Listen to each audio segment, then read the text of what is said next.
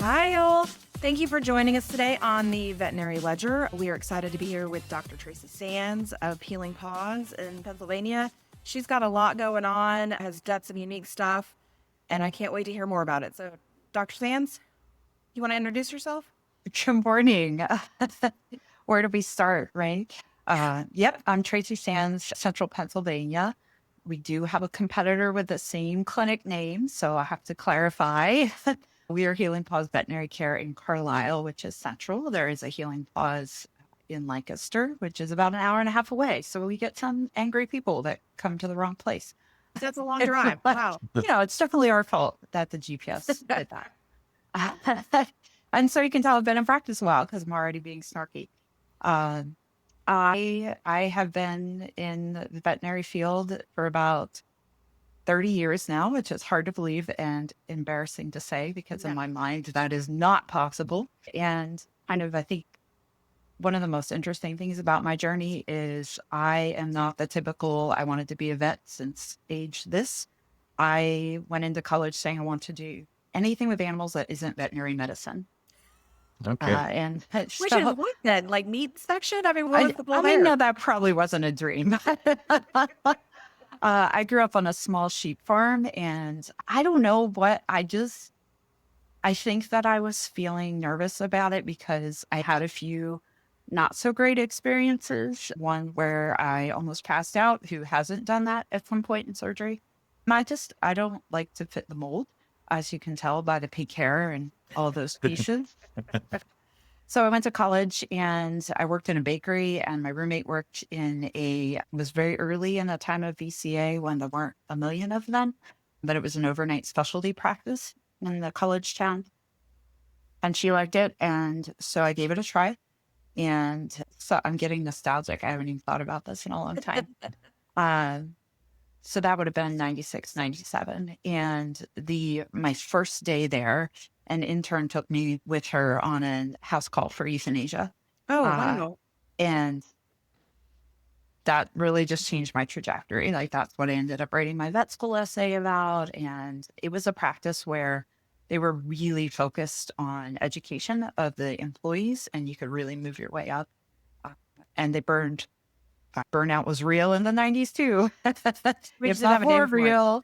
Yeah. So, I saw the good, the bad, and the ugly. And something that I really love about veterinary medicine is that it's just, you never know what to expect. Every day is different. Every case is different. And then my college advisor said, "You'll never get into vet school." And I said, "Never mind." So that was kind of my path, which I think is a little bit different than a lot. I went to Virginia, Maryland, and I was going to do nothing but dairy cattle practice, which that makes the next part interesting, I suppose.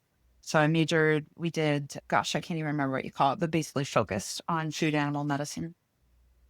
And my first job out of vet school was a mixed practice where he had practiced out of his house and built. So that would have been I graduated 2004. Built at that time $1 million building for small animal, and said, "We'll see small animals from 4 to 6 at night every day." And because no one else will come during the day. And I was like, "Bruce, I'm pretty sure that people will bring their pets during the day." And lo and behold, they did. And so as a new grad who had focused solely in dairy cattle medicine, I was the daytime vet by myself every day. And that's how I thrive. Like, could be on an environment where I have to learn and figure it out on my own with an amazing technician who was also brand new, but we just supported each other. Also vet med, right? Sink or swim. Yes. Yep. But PS, if the boss is away, you're also on call for when the cow lacerates her mammary vein and is bleeding out and you have a lobby full of small animals. And I did emergency large animal only. So I did all day small animal every day by myself, and then emergency on the weekends and nights large animal by myself with farmers who hadn't met me. It wasn't so great, for sure. So thankfully, I liked the small animal work more than I expected. I loved the large animal, but that was it was a crappy way to be. You didn't make the relationships. I'm very much about relationships, and you didn't make the relationships. You didn't have the trust. You didn't have the confidence. So I just threw myself into the small animal at that time, and a lot of sordid details about that I ended up at a small animal practice only when I had my first baby. And I think I've worked at maybe 4 practices as a vet, which I think is really important to work at more than one. Sure. Makes you a better practitioner for sure, in my opinion. My husband got a job and was commuting, and we loved the area in Carlisle. So we moved here and still practicing mixed animal, very different practice style, very different culture. I had never experienced the culture that I wanted to work in. I wanted the employees to work in. And I was getting pretty frustrated by that. And I was promised ownership when I came on. I think we've heard that story a lot of Yeah, times the common one, before. right? Kind of a Grey's Anatomy episode away. Mentorship and ownership. Those are the 2 draws. Yeah. And this is a happy podcast. So there were some places where we just didn't really agree. I'm first and foremost a diagnostician, and that was not desired in that practice. And I just realized that it was time. Like, I had never wanted to be an owner, never thought anything about it. And I was like, I need to practice the way that I want to practice for my clients and for my teammates. So I hadn't saved, didn't have a plan. And my husband and I talked about mobile. So I got a LeBoit unit and set up mobile, and that blew up so fast, so fast. And I think part of why I was successful with that at that point in my life is I had the large animal experience of traveling and making those Right. relationships and all those things. But very quickly, I started to park it 2 days a week and just see appointments every 20 minutes, park at the same store in town. And that really allowed me when I transitioned to having a practice, because I essentially had a practice just in one little spot. But all the clients were like, we can't go on vacation because there's nowhere nice to leave our dogs. And I'm like, I'll fix your problem because that's what I do with my life. And I decided that against the great advice of a consultant, I should spend much more money than I had, and went to the hospital design conference and really focused on fear-free design and built a all-inclusive clinic and pet resort 3 years before the pandemic. And it's beautiful and I love it. And you can see this is part of it. But the pandemic hit and I was like, thank God we can shut down boarding. It's like the bane of everyone's existence, right? Which is pretty much what I've heard from most practice owners is, how do we shut down boarding? And so we shut down boarding and grooming, and we're still here doing the thing. And I love it and I hate it probably every day of my life, which I think is pretty typical as I well. think that sounds about right? Yeah. So there's about the nutshell. I now have a senior in high school and a soon-to-be freshman in high school. I still have a sheep farm. It's mine. And the senior who takes care of the sheep is moving away in 3 months. So Oh, dude. it'll really be mine again. Yeah, so that's my journey. That's such an incredible journey. I think that, you kind of bobbed and weaved in so many different directions to get to where you're at today. I would say though, was there any go all the way back to the sheep farm though? Because that's a unique perspective and story. What'd you learn there? Is there any lessons that growing up in the sheep farm that, could correlate to ownership, to practice, anything at all? Well, I love that. I think there are 2, maybe 3 things. So one is kind of the practical mindset. Like, I really think it's important when you're making treatment recommendations and decisions to be practical about it. You can maybe save the cat with 20 drugs, but is that going to make anything better? Is there a way you can make it better for a while with 5 drugs? Or, so just being practical. And that goes back with the large animal medicine too. Like, finances have to be part of your thought process now, probably more than ever. So that came from just experiencing it on that scale. The second is, we don't ever really know if they're going to live or die unless they're actively dying. If I tell you they're going to live, they're probably going to surprise me. And if I tell you they're going to die, they're definitely going to surprise me and make me look like a fool. So, you learned that because things like you would go out in the field and your show lamb that was great yesterday might have died and you didn't see that coming. So just being prepared for the unexpected. came from farming, of course, work ethic from my parents with that farm. And then, so the other thing I did with sheep farming is I showed on a national level, and I also sheared sheep as my job to make money for college for other people. And just, being able to connect with people and understand that everybody has a different perspective and situation in life. So that's a lot. I really enjoy because I have the privilege of reviewing your numbers with you, right? So I get to see the highs and the lows.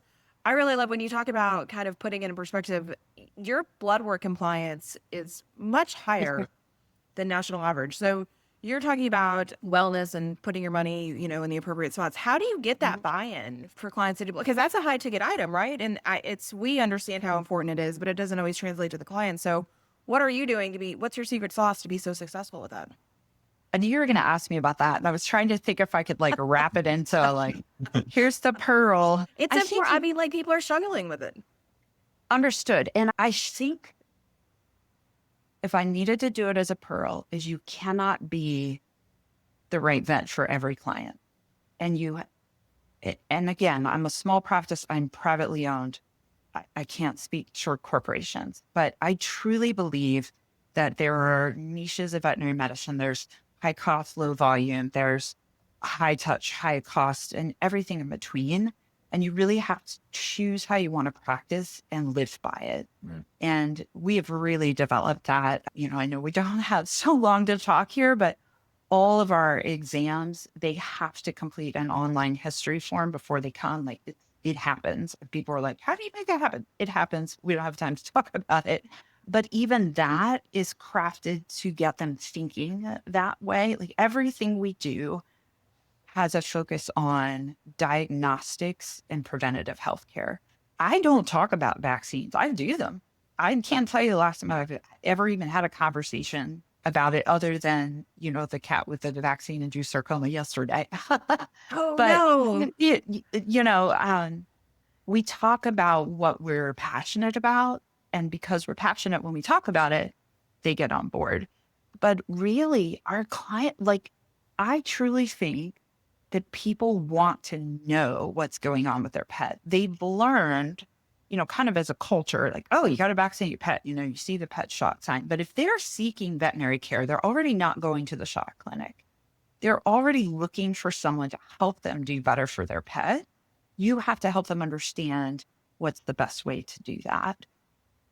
I think a really good tool, and most of our laboratories provide this, is simple numbers on how does it help. When I'm talking about what tests to do, I want to make sure the owner knows, what am I going to do with that information? So let's say you find, and don't quote me on this number because it's not right, but let's say you could tell to the client, we can find kidney disease. We find kidney disease in 2 out of every 4 patients that we test that don't have symptoms.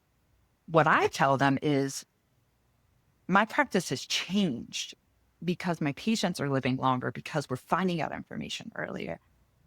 I also think a real roadblock for clients in blood work, money, yes. But, why am I going to spend this money? How is it going to help me?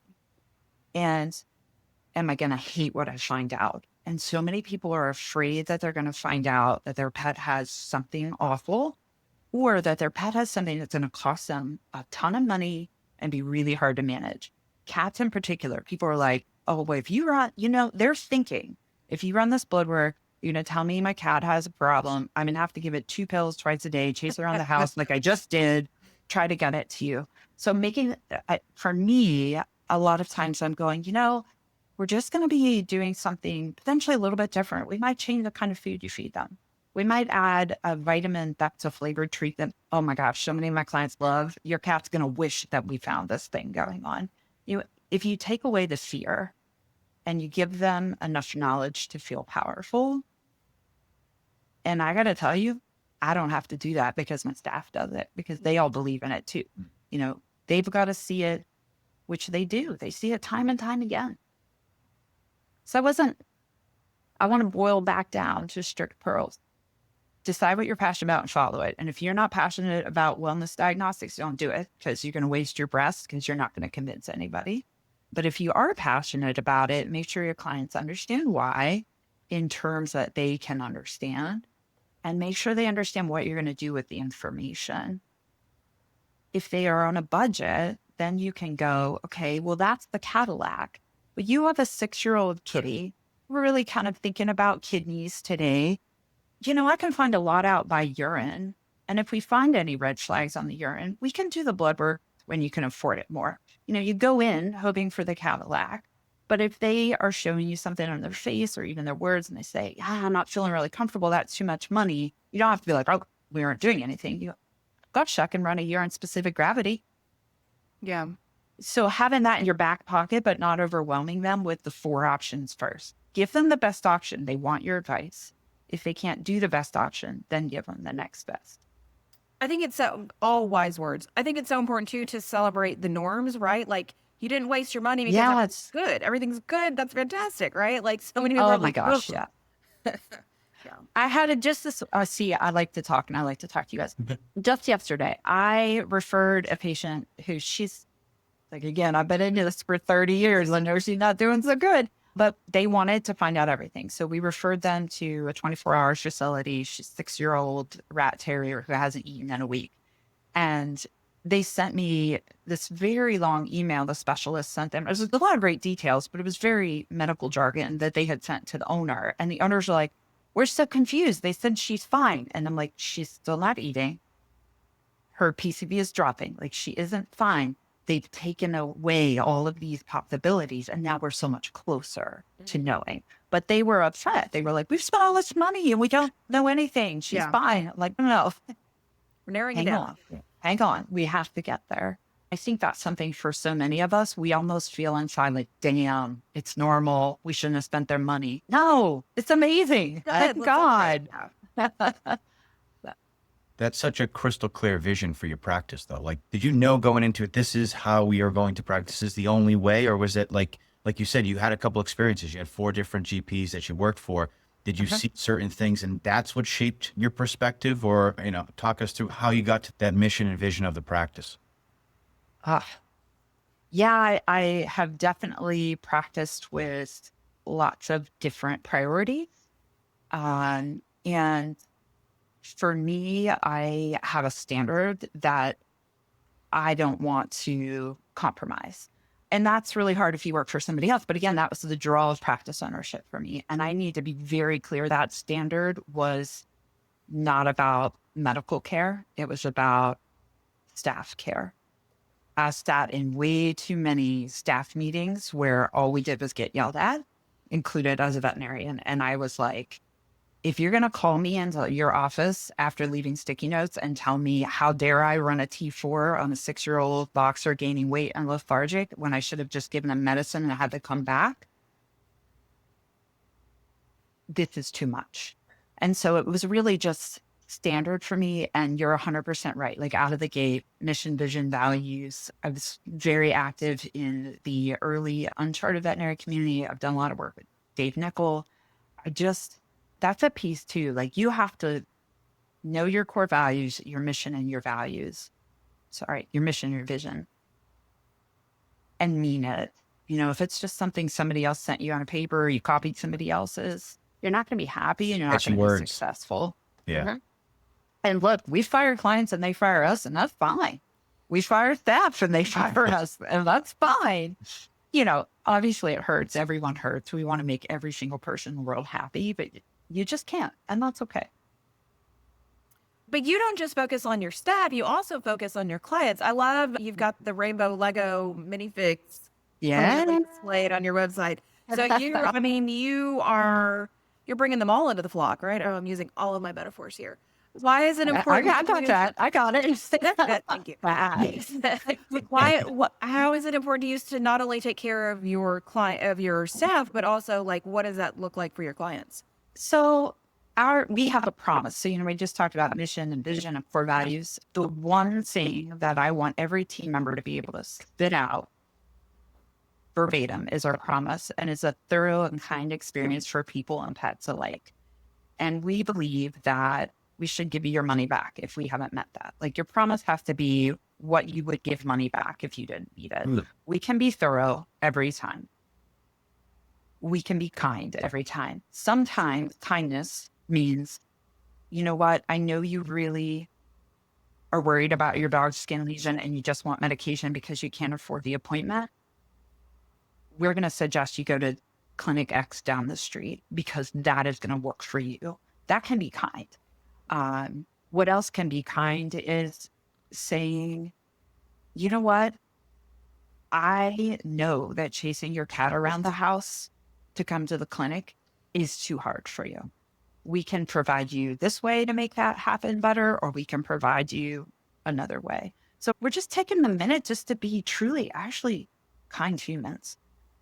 I don't know how you would do that in a practice where one doctor sees 40 pets a day. I thought about that a lot too with, today's podcast coming up. Is the things that I do are definitely not applicable to every practice. But we schedule with boundaries and we charge to reflect that. And that is the only way we can get it done. The only way I can survive as an only doctor practice is to charge enough money to give each client the time that they deserve. And they want to pay it. They want to pay it an extra. It does take a toll on me and the staff and our families as well, because it does become really hard to respect your own boundaries. We care. Like Phoenix, the Great Dane. Oh my gosh, how was her poop? We better message you. How was your poop? Oh shit. We went home an hour later because we thought about Phoenix and Ivy and Fred. And so we have to work to hold each other accountable of like, when have you done enough? When do you have to realize it's not your dog? It's not your family. And that is hard. The way we practice that is one of the hardest things for us, is separating, just when to say, okay, I don't have to help this person anymore. I've done my piece. I can let it go. Well, and I'm sure your clients feel it. I mean, for sure. I'm going to switch gears a little bit before we wrap up. You got your first tattoo 2 years ago. How? You made it this far, this long, and then suddenly you're like, two? I don't even know if it was two. Let me think for a minute. Research shows 2023. Well, look, it was the fall, so a year and a half. We're going to argue. Yeah, I've got 3 now. And my 17-year-old daughter, we just got together to celebrate graduation, our upcoming 18th birthday. So, yeah. What sparked the first one? You made it so far. I am still learning and growing. I'm 47 and learning and growing it and saying, you can do what makes you happy. And it doesn't have to be about what society or other people around you think. And I love seeing great art and I love talking to everybody else about their tattoos. So I found an artist that I love. She's amazing. Yeah. So that's how I got there. I love it. You're in your tattoo era. I'll tell you about the last one. I don't know. You can sort of see it. It's still healing. So let me tell you what this is. Wow. Okay. Because no one else on the planet has this tattoo. We have to describe it a little bit for people that aren't watching, right? Well, I get there. I'm not a storyteller. So my kids are a whole time. I sing them a lullaby. That's a nonsense lullaby. And then there's a part in it that says, the chickens in the bathtub, the closet's full of sheep, the sneakers in the freezer all drifting off to sleep. And there are me and my son and my daughter. So my daughter raises chickens. So she has chickens in a bathtub. And hers are, if anybody has read the children's books by Sandra Boynton, they're that cartoony kind of chickens. They're freaking adorable. And I have a closet full of sheep, which... we also love Chronicles of Narnia. I was going to say, it's Lion, the Witch, and the Wardrobe. Yeah. So it's Lion, Witch, and the Wardrobe, but also Beauty and the Beast is my favorite movie. And I feel like this gives the armoire. And my poor son, when he hits 18, will have sneakers in a freezer. He draw the short straw. But love that. I love it. I got one more question for you before you hop up here. You have to hit the reset button, do it all over again. Would you go mobile first again? Would you go straight to brick and mortar? What are your thoughts there? Would I go straight to mobile? Would I do brick and mortar?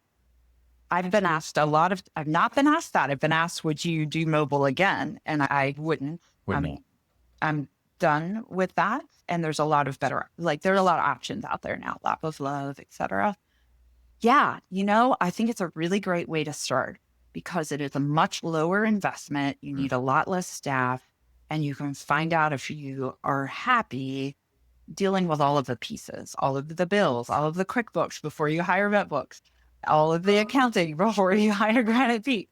So yeah, I think it was a really good, solid way to start. It was almost like, what do they call it in the companies where they like a test group kind of thing? It was did the community like my services and did I enjoy the bits that were practice ownership? Gotcha. Yeah, I think it's a good transition. If you're not really sure, it's a commitment you can make and get out of without being trapped. Do you have a van for sale? No, I already sold it. That doctor is very cool. She drove from California to Pennsylvania to pick it up. So I hope she's doing very well. But no boarding, right? We wouldn't do boarding again. No boarding. First of all, the dogs never shut up. It doesn't matter how many drugs you give them. I love it. So if people want to find you, if people have questions, want to learn more about fear-free tattoos, pink hair, cat love, where can they find you? Nice. Well, I sound like a lot of fun. I think you are a lot of fun. Our website is healingpawscarlisle, CARLISLE.com. And I'm on Instagram at Dr. Tracy Sands. So you can message me there. Great. Well, we appreciate your time today. Yeah, I knew you guys would be super fun.